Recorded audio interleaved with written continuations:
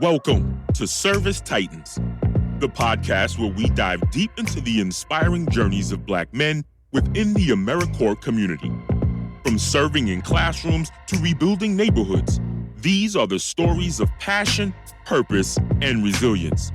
Join us as we amplify the voices of members of the AmeriCorps community and share their triumphs, challenges, and the impact they've made in their communities. Whether you're a seasoned AmeriCorps veteran or someone considering service, this is the space to explore, reflect, and be inspired. Get ready to be uplifted, empowered, and connected. This is Service Titans. Welcome to Service Titans, the show where we delve into the stories and experiences and insights of remarkable individuals who make a difference in their communities and beyond. I'm your host, Anton Taylor, and today's episode is a special one. Long before I launched this podcast, my guests and I shared a common chapter in our lives, one filled with, I'd say, passion, purpose, and quite frankly, a whole lot of making something out of nothing. We met during our AmeriCorps days when we found ourselves on the front lines of traveling to college campuses and communities, connecting with people about AmeriCorps. And truly getting to it is like what I felt what we had to do during that time. It was a time of growth, challenges, and countless memories. Now, years later, our paths have continued to diverge and converge in unexpected ways. But the shared AmeriCorps bond remains a thread that ties us together. And today, I'm thrilled to connect with my guest, Marnee Grant, a brother I see as a friend, a connector, and someone I truly respect. Today, we're going to explore his journey and talk a little bit about his AmeriCorps experience, and particularly that as a Black man in the AmeriCorps community. So I ask our audience to relax, chill out, and settle in. We're going to do a little reminiscing, reflecting, and diving deep into some lessons learned and challenges faced during the experience of AmeriCorps and Marnee's leadership journey. So without further ado, let's welcome to the show our guest, Marnee Grant. Welcome, Marnee, and so glad that we've been able to get this time to just tap in and connect. Absolutely, man. Absolutely. I'm just honored to be here. Just honored to share my experiences, man. I'm always down for it. This is awesome. I'm excited about this one. For sure, man. So, Marnee, would you mind just sharing a little bit with our audience, a little bit about your story, your experience, and a little bit like what drives you from a service and standpoint? Yeah.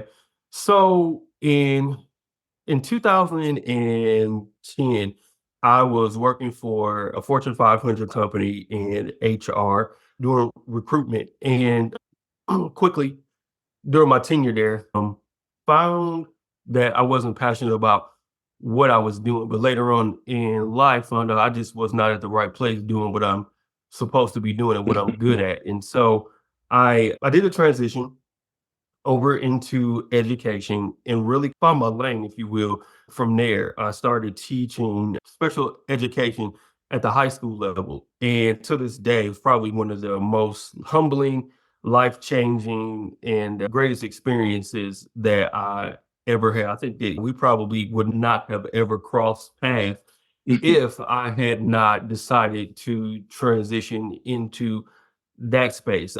At that particular time, man, I was just feeling like I wasn't doing anything that had any purpose, right? Just sitting at a cubicle all day on the phone and things like that. Like, it wasn't purposeful, right?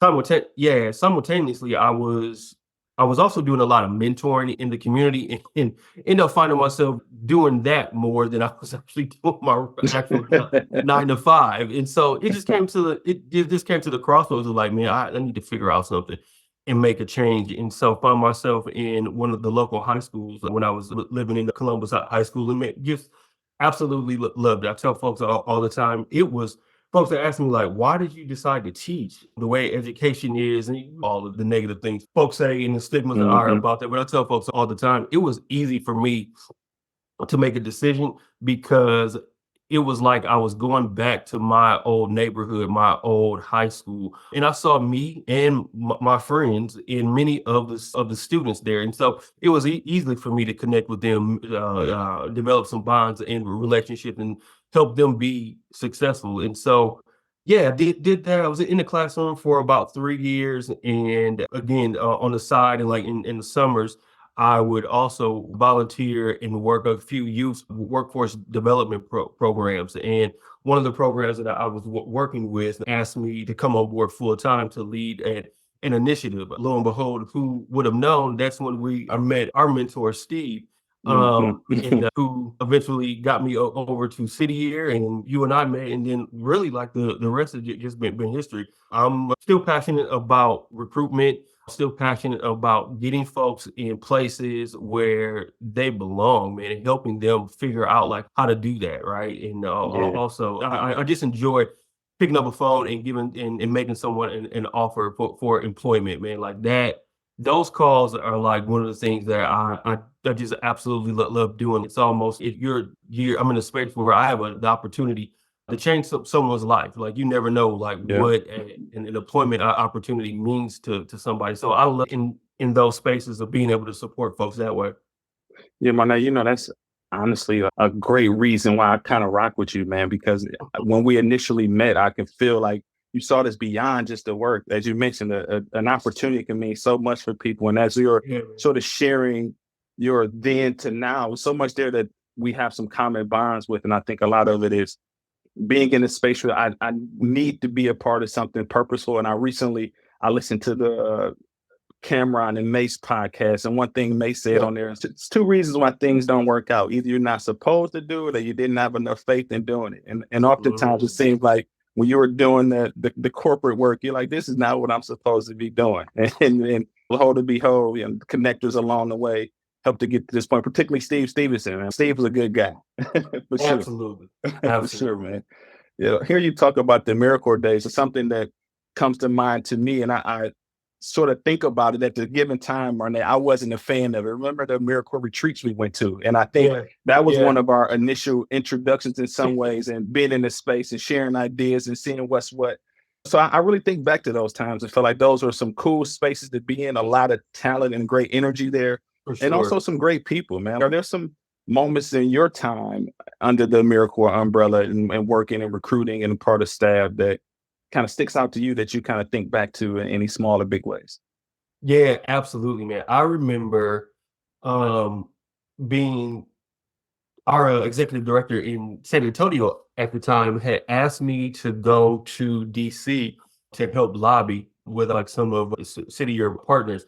And I got a chance to meet just like wow, like that was an experience in itself. Being on Capitol Hill, being able to engage with folks that have the power to change our lives or not, right? But like being there, being president, being able to meet with senators and state representatives, and actually feeling like you have a voice was like one of the most highlighting things I would say, like of my career. You can have told me when I was growing up that I would ever be able to be in a position of doing something like that, man. Like, and I vividly remember that, and I talk about that a lot, like being able to kind of see how this country is ran and having folks be willing to sit down with you and have an open dialogue about problems that you are passionate about, and like hear you out in your solutions, man. And it's just it was again like it was a life changing moment for me because man, I'll tell you, like, never would have thought that something I would be doing something like that in my life, right? And so just to be blessed enough to have that opportunity, was definitely something that was humbling and that I don't take for granted. I have to still continuously think about that even today. I mean, particularly coming where we come from, we didn't share. We both had that Michigan tie. I Right. Come recall on, having yeah. a couple chances to go to the Capitol and speak on behalf of AmeriCorps. And Yeah. today's where everything goes on social media. I'm here and there on that, but I put a couple pictures on social media, and man, a fan thought I made it. Yeah, right. I was talking to people that Exactly. advocate for AmeriCorps. The fan thought Mhm. I made it. So no, I definitely think you get some opportunities do the vehicle of AmeriCorps to step into some arenas that you never thought you may have stepped into. So that's dope, man. So you mentioned Steve and like learning about AmeriCorps. If you think back during that time, like what was that like? Like what made you move forward and say, all right, Steve, on your word and knowing who you are and your thoughts around the community, you decided to move forward. And at that time, I think it was City Year, wasn't it? That you just the first introduction to AmeriCorps? That's correct. That's correct. Yeah, yeah. So it's funny, right? Because The story is, so Steve and I were working for a local nonprofit in Columbus, and the grant funding got cut, and so our entire team just got laid off. And so, in the midst of, we all were supporting each other and trying to find our next opportunity for employment. One day, Steve just basically said, "All right, look, you're going to city here," and I talked to one of my friends there. He thinks you'll be a great fit. I want you to give him a call, and it'll go from there. So just trusting Steve and knowing his track record and like the things that he had already said about the city year, I figured, look, I can't get Steve had never and would not steer anyone wrong. So Yeah. I figured it would be a good fit, and definitely like that. It definitely was, man. Like I felt. I always tell folks, like, I wish I would have came on board with AmeriCorps as a core member first before I came on as a staff. I definitely see if I would have found an AmeriCorps program earlier, younger than I did, I probably it would have changed the course of my life, and I probably wouldn't have made some of the mistakes that I had made trying to develop in my career, and like just the exposure to other communities and other things that I could see like that would have been a huge benefit. But that's basically how I got there. I obviously knowing working with alongside the city of Columbus during my time here was some of our work as well. Like I knew the brand, I knew what they were doing inside the schools, and it definitely was a perfect fit at that time. Yeah, man. I think as you were saying, is one if I think about my story, and I shared in an earlier episode, is sometimes people see things in you that you don't see, or things like come at the right time. So I know Mhm. my connection to AmeriCorps, I can't tell you enough, man, was at the right time. I was taking the wrong steps. So I Mhm, agree. mhm. Like it can be a great tool to help people understand like what their professional path is, but also I think we're talking a little bit about Steve, and I think the underall theme of that is there always some type of champion in our lives that sort of help us along the way, man. Pivoting a little bit, and when we think about AmeriCorps, ultimately there's obviously a lot of great things about it, but just keeping it a buck, I know from my experience being under the umbrella, there were some challenging moments that I faced, particularly as sometimes felt a little imposter syndrome as a Black man in what's predominantly a white space. It's Yeah. like trying to navigate that, man. Like, what are some of the challenges that you dealt with during your time under the AmeriCorps umbrella? Great question. Of course, like as I said, like I came introduced and came into AmeriCorps on staff. My journey is a little bit different, but I think one of the challenges for me as a leader in AmeriCorps, it was trying to get my white counterparts to understand some of the issues that my black core members were facing, that they did not know how to navigate or Mm, have context to really understand, right? I think one mhm, of the biggest challenges, and then even as a manager or like a leader of AmeriCorps members, is the salary, right? mhm, Because oftentimes, and I know that for a lot of my AmeriCorps members that I led, they came from not well-off backgrounds, right? mm, They didn't have the financial support from family and other folks, and sometimes that became a burden, and then and would did not became a hindrance also because oftentimes they were not able to complete a year, even though this would have been a great opportunity for them in their next step. They were facing real situations and real yeah, issues mhm, back home, and having to go back home and get a full-time job to help out with bills and things like that to make sure the lights were on for families. And so, you know, that was probably I would say like my biggest challenge in really trying to find the right and necessary supports for them so they could stay and finish out their year. A lot of times that I can I wasn't in a position to be able to do anything. Their situation was a little bit worse than some others. And when, yeah, I mean, you know how it is, man, when you're halfway across the country and the fam calls and you 18, 19, 20 years old, like it's hard to see like the bigger picture. Like you need to, you're trying to get back home on the first thing smoking it yeah, to make sure your folks are good. And so like that, I had no power over that. Right. And I totally understood at the mhm, same time. But I think like sometimes it was hard. I think if you didn't identify with the certain folks' background, or like y'all didn't or you didn't understand that, it was hard for you to understand like why this person may not be in the greatest mood this day. Yeah, You yeah, know, like how that this per shows up. It's like that's real stuff. exactly, Yeah. exactly. And trying to convince someone or trying to help them understand that and they not getting it is a huge struggle too. I think being a Black leader, you're almost like in the middle, right? Because you want to Yeah. support your folks, but then Right. you also are like fighting this battle of, geez, like step outside of yourself and try to understand. So I think that becomes one of the biggest struggles. Yeah, I can definitely attest to that Mm, on both sides, from a yeah, staff standpoint as an AmeriCorps member. And I think under the underlying idea around that is obviously AmeriCorps is around helping uplift and build the community, but those who are implementing the service, there's some layers there. And I think as I've grown as a professional, I've recognized the importance of trying to ensure that there's equitable platform for everyone to be able to show up on a day-to-day basis as their true selves. And like you said, like we have mhm, those things outside of the work environment or side of the service environment that's impacting how we show up. And it's very yeah, powerful to have people who can understand that due to just life experiences or cultural experiences. So with that, let me double back on that question in another small way. So if you think about that experience, and obviously you went on and led teams, much beyond that time in the Middle Corps. So how did that sort of shape your understanding of leadership? So you mentioned at that time not having only having so much influence at that point. I'm sure that yeah, influence has changed over the years. Like how's that shown up for you?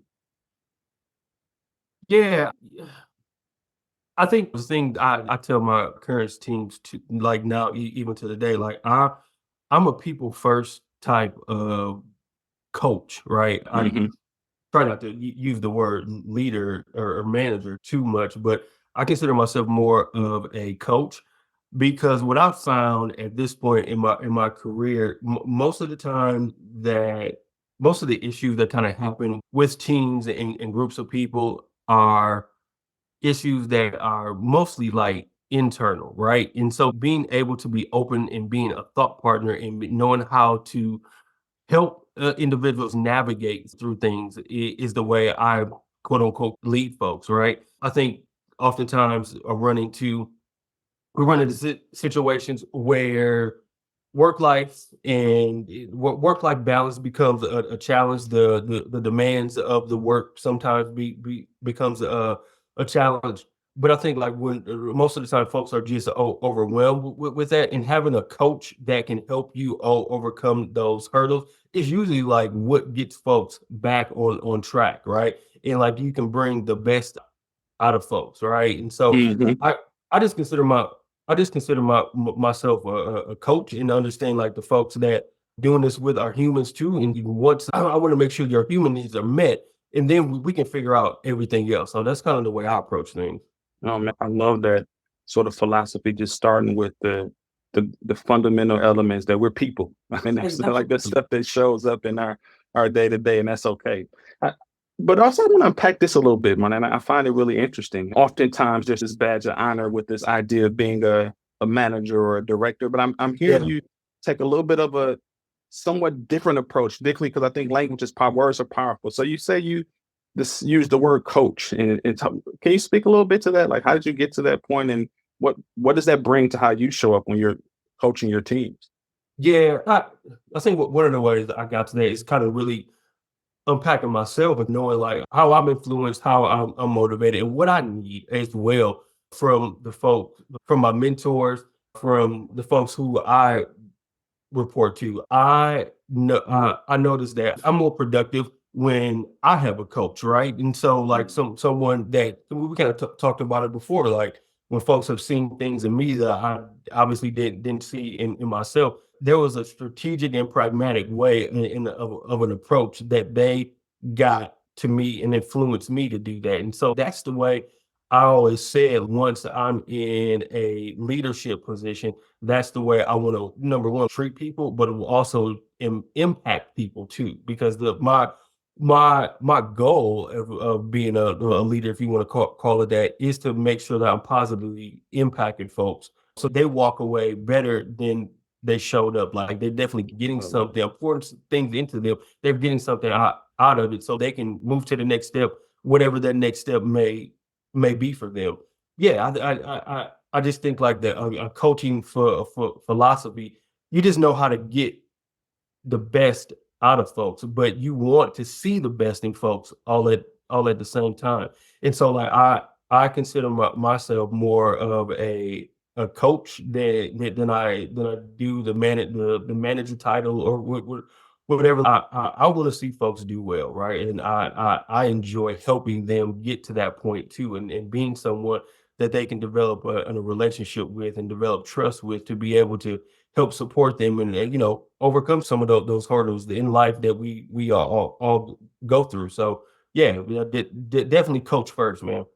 Oh man, I love that, man. And again, I guess that's why I rock with you, man. You want to see people win. I know I can call you and you definitely given me words of wisdom over the years, man. This podcast is really about continued growth and development. And as we start to sort of segue a little bit into that closing piece of our conversation, a couple of things I just want to ask you. Is there any advice that you particularly would give to Black men considering AmeriCorps who are currently in the AmeriCorps community? Are there any words of wisdom that you will give them that you've learned through your experience and what AmeriCorps has meant to you, which seems to be that foundation of helping people succeed? What would you say to folks? Definitely that for sure. But I think also too during that advice I used to give my teams was use that year of service to also serve yourself, right? Mm, I think that oftentimes when you're in these AmeriCorps spaces, obviously you're facing some really hard challenges that may come from the communities that you're serving in, and things like that. I think it's really easy to get caught up in the challenges of those communities and the service to others that you forget to serve yourself while mm. you're serving others, That's up right? here. Yeah. Yeah, yeah, and not only that, right? I think that's one piece of it, like the self-care, absolutely, like number one, because this work is daunting, it's draining, and it takes a lot out of you. But on the other side of the point too, is to figure out and always be thinking about like how is this experience going to help set you up for the Mm, next step, also yeah, serving love yourself, it. right? Yeah. And so thinking about, okay, I'm using this 10 months serving communities, like how can this benefit me to serve the communities that I'm choosing to do so on a greater level? Like what am I getting out of it also? So I think that's the biggest advice that I would give Black men that are thinking about going into an AmeriCorps program. Just think about like how do you serve yourself while you're serving others over that period of time. It's hard Yeah, I to love do, that. but it's something simple, but you get caught up in it and you forget.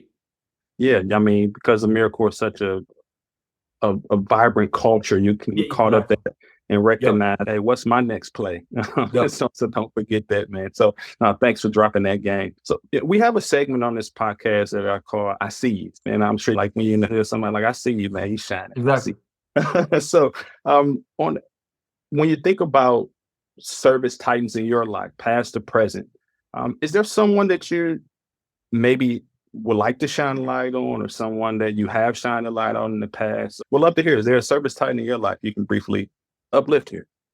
Yeah, yeah, yeah, for sure, for sure. Definitely want to shout out Steve, but I'm pretty sure that that's already happened on here before, right? Yeah, for sure. Um, yeah, for sure. But if you allow me, and so I'm gonna take a different direction here, a little bit. I want to shout. I'm gonna shout out my late grandfather, and I'll tell you why. Love it.